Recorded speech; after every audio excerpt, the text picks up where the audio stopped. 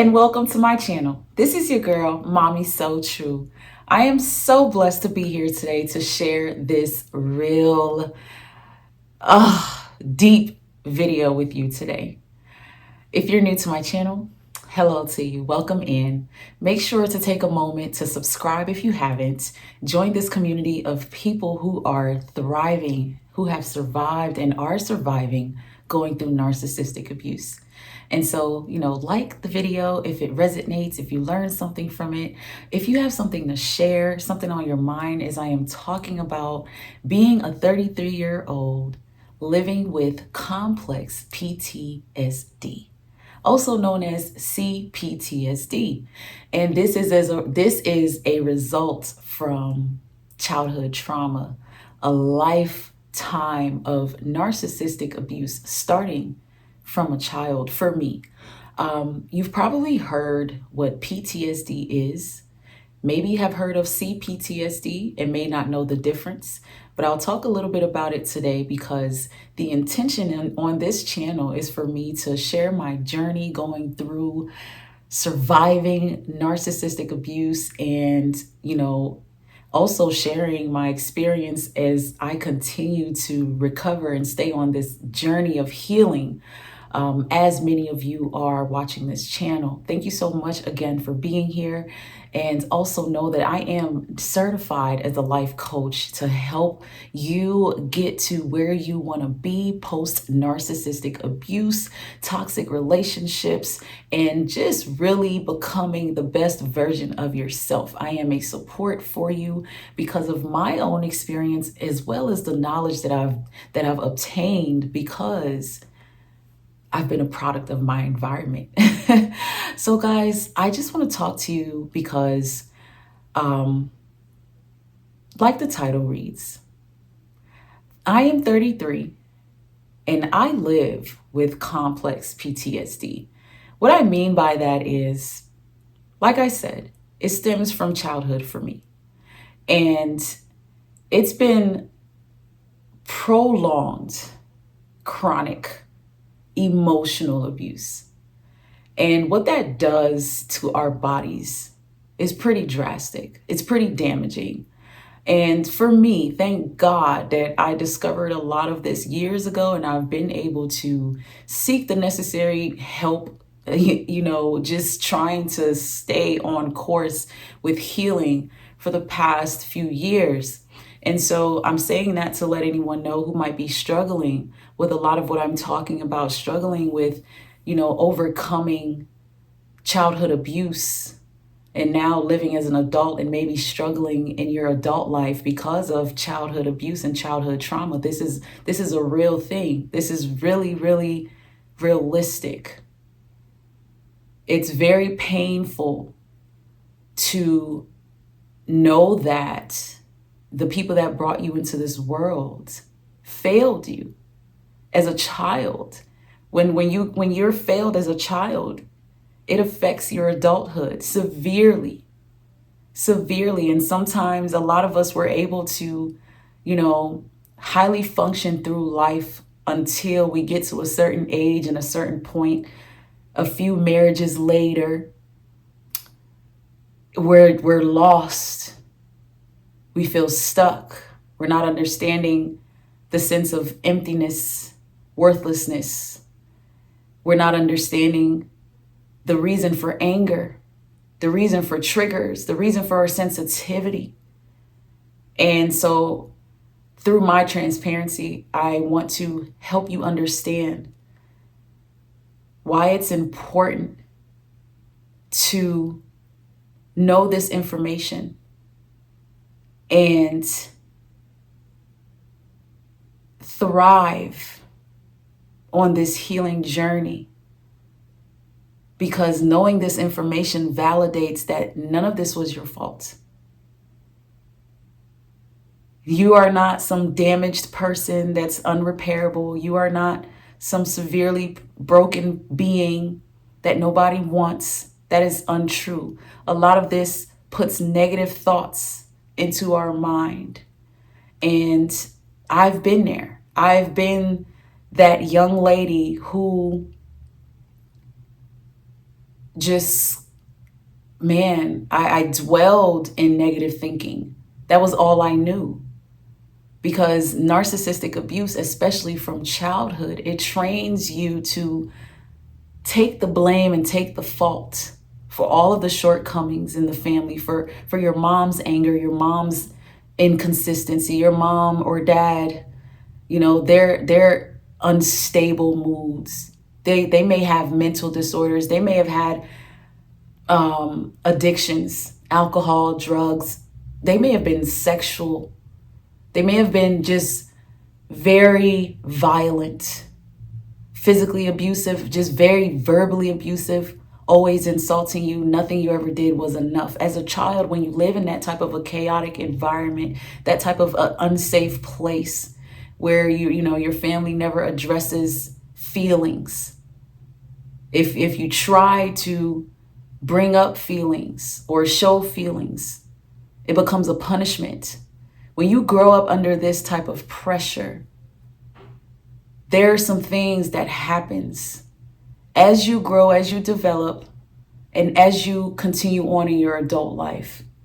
And I want to share with you some of the symptoms of CPTSD for somebody who may want to know exactly what it is that I go through, some of the things that I am challenged with, and some of the things that I'm still overcoming, dealing with, some of the things that I have overcome, because thank God for therapy. It's so necessary. If you've been through this type of abuse, you're going to want to seek therapy if you're struggling. I was in my early 20s when I realized that I was mentally struggling. I realized I was just always in my own zone a little bit too much. And I've learned now that that's purely dissociation and so many other things. So let me just share with you some of the symptoms that I am aware of in regards to complex PTSD, which a lot of people don't get diagnosed with complex PTSD because it's not in the DSM-5.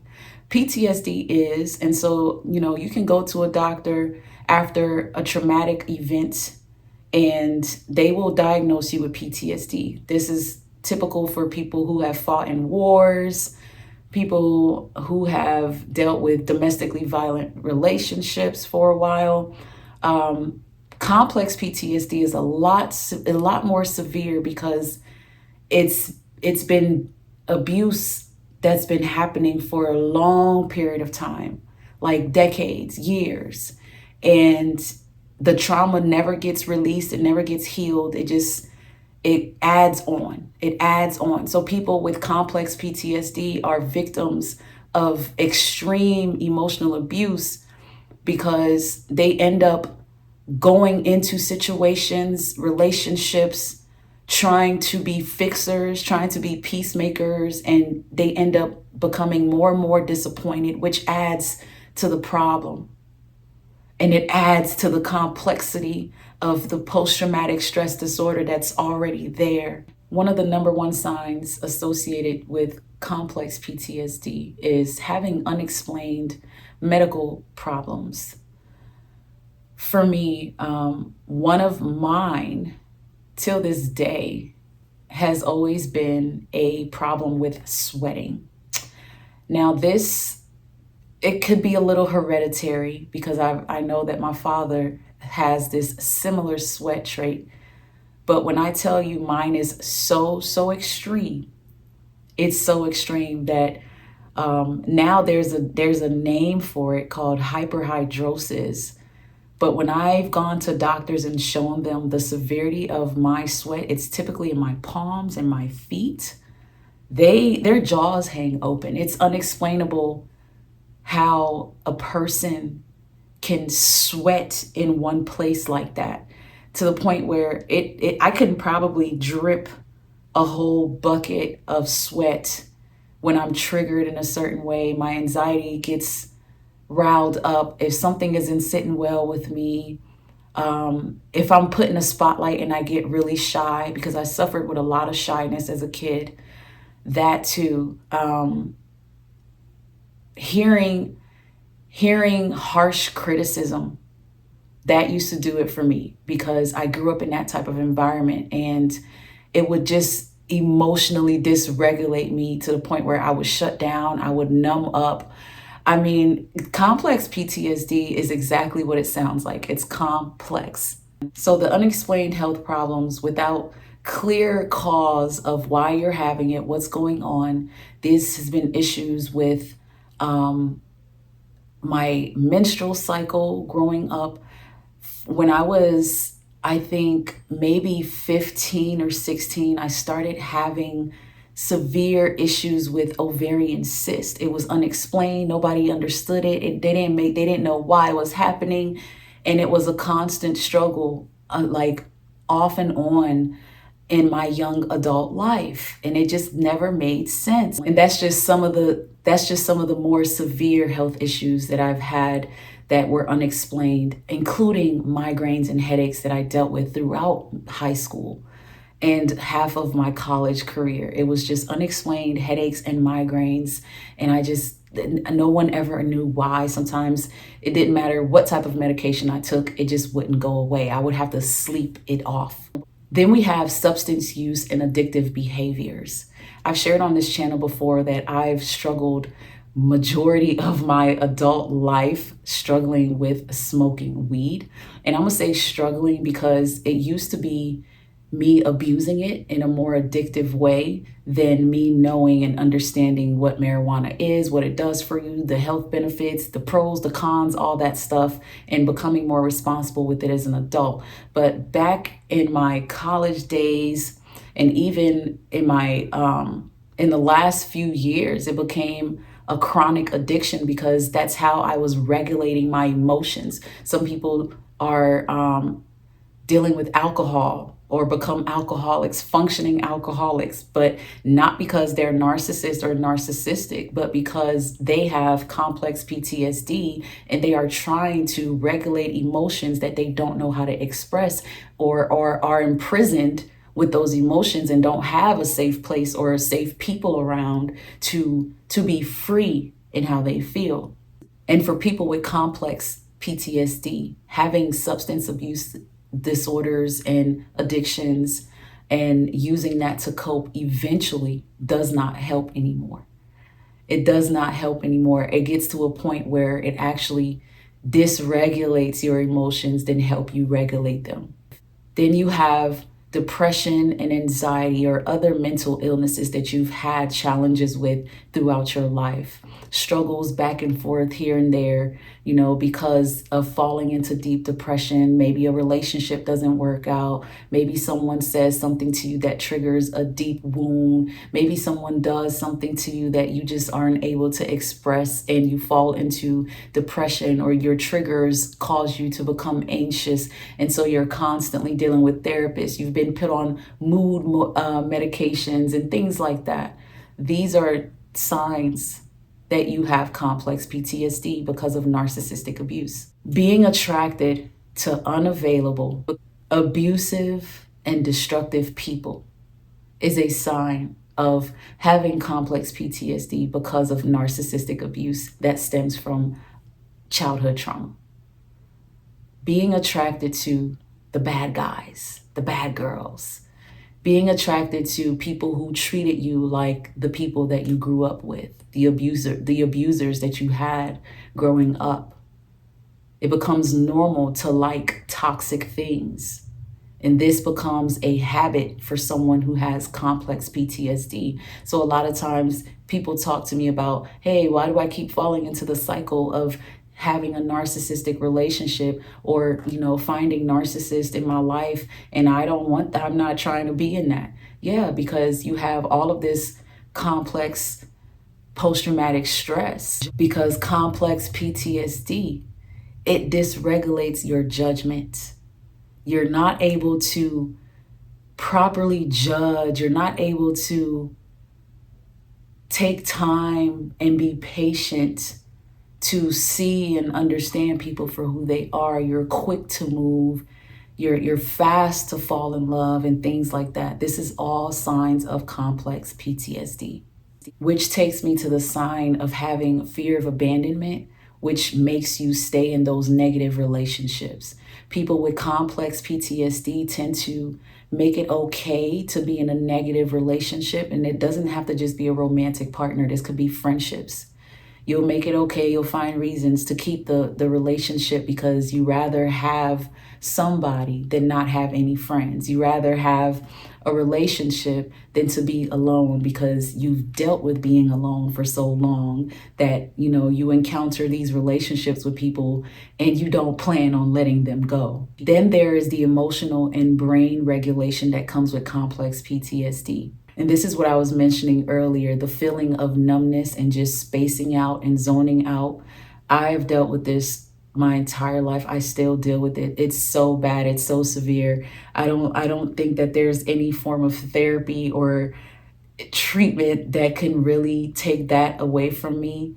I've been doing it since I could remember. It's always felt safer for me to just zone out, that it's become just a thing that my brain now does. If I'm disinterested or if I'm being attacked and I can't speak up, I just shut down and zone out. I just kind of numb feelings. When something traumatic happens to me now, I don't process it right away. I numb myself to it.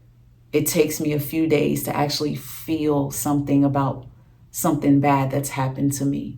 And I don't know how many of you can relate to that, but that is honestly me at 33 living with complex PTSD. Then we have avoidance of social engagements or just socializing with people. That is something that I've overcome, thank God, but I know I spent a lot of my high school years in the house. I had that strict parent, couldn't go out, couldn't talk to people. And it started with that. So I have always been hyper independent as a result of that. Opting into isolation, rather choosing to be alone rather than socializing and engaging with people, which it was a struggle growing up. Sometimes in my adult life, I feel like it's still a struggle because I realize how many more friends I could have had and could have made, but I've limited myself to a minimal amount of friends because of not wanting to be triggered in environments and not knowing how to react, not being able to regulate my emotions in environments that I don't feel I would be safe in, if that makes sense. Because people can be ignorant and people can say stuff, even if they don't mean it or don't know what they're saying. People can do things, and it doesn't even have to be negative. I used to be easily triggered being around other families, seeing a mother and her daughters, seeing two sisters, seeing a whole family, a mom, a dad, and the kids all happy, doing stuff, maybe taking vacations, things that I never saw, never witnessed. One of my biggest triggers, well, used to be, now I think I'm much better with it, was when I would see a mother holding her baby and just cradling her baby, rocking her baby, kissing on her baby. I couldn't help but to feel like, wow, I don't think I've ever had that. I don't think I was ever cared for in such a peaceful and loving way. And that hurts to know, but it is what it is. And then this sign here where, especially for children dealing with complex PTSD, is the lack of attention, not being able to stay focused. You could be the smartest kid, but because of the trauma and what you endure at home or maybe even in school with bullies, you get to school and it's like your brain freezes. It's like you don't care. You don't put an effort into making those grades. I probably had several report cards where it was like, she's really smart, but she's always daydreaming, stuff like that. But of course, I lived in an environment where no one did anything about it. It was completely ignored. The last thing I want to talk about is chronic eating disorders. associated with complex PTSD. A lot of people have mentioned to me, "Hey, girl, you look fit and you're small," and yeah, I get it, but I've struggled my entire life with weight and body image because of just body shaming that I grew up hearing all the time from my own mother. The disapproval of looks, and feeling like I had to look a certain way, be a certain way, be a certain weight to be accepted by my own mom has really, really created issues for me. Thank God that through therapy, I've learned how to manage those type of thoughts. I've learned how to look at myself differently. But some of those struggles included starving myself. Till this day, if I'm triggered, if something happens, I find myself not eating. So it's a lifelong struggle. I remember being a kid, I overate. That is also a sign of complex PTSD. Not having anything else to compensate for the emotions, you use food. And what was bad for me in doing that was I got made fun of for being fat. They called me fat a lot, in my language, obolobo. And it got said so much that people in church would call me that, strangers would call me that. They would, talk about my cheeks, and immediately, so I tried to starve myself throughout high school. I had bulimia, which is an eating disorder where you eat a bunch of food and then you go and force yourself to throw up. I struggled with that for a very long time, up until I got to college and started becoming more confident in myself and with my own body image. Whew. Wow, I feel like I said a lot and I shared a lot, and I hope that what I've shared helps someone. I want someone to also understand that a lot of what I'm sharing may sound familiar with symptoms that a narcissist that you know or may have known probably have dealt with, but do not compare this with narcissistic traits. Do not compare having symptoms and issues like complex PTSD with being a narcissist, because the effects of being a victim to narcissistic abuse and actually becoming a narcissist because of abuse is way different. It's way different. What I suspect and my perception is, though, if you do not heal, if you do not take time to work on yourself and you allow these symptoms to just become who you are, you allow them to define you, you allow the outburst of anger to control you and things like that, you could become narcissistic. Those traits will start to create even more issues that's unnecessary, so you want to be careful and you want to take healing and recovery serious. As a survivor coming out of this, and knowing that this is a part of my life journey that I've learned how to manage, and I'm still learning how to manage these symptoms. One of the biggest empowering pieces that I want to leave you with on today's video is how I have channeled being a being that has CPTSD to understand my giftedness behind all of that. I feel like symptoms of ADHD, autism, and complex PTSD kind of intertwine with each other a little bit. If you've been through narcissistic abuse and narcissistic attacks, you're going to have a lot of the lingering effects of what this brings to your human body. But through it all, most of us, we obtain this in-depth resilience. This powerful being is what we become. These intelligent, emotionally intelligent people, these healers. For me, I've obtained a big preference for logic and fairness. I have a huge tendency towards abstract thinking. I have a great need for intellectual stimulation. I have a tendency to make connections across all domains now. I have such a great tendency to predict consequences and foresee problems. a truth seer and a truth teller. I need interpersonal connections through shared interest and complexity. I have a wide range of interests. I've developed high morals. I have a special ability to notice details. And I have a great need of needing time alone to enjoy my solitude. So for me, in spite of all of this, going through narcissistic abuse, I've become a thriver because I know that there's a greater power that chose me to survive this, put me right where I needed to be. In spite of all of these challenges and obstacles, my God is still able to use little old me. And to me, that is so beautiful and empowering. And I want you to know, if you're out there, you're not by yourself. I am here with you. If you need to reach me, information is in the description box below.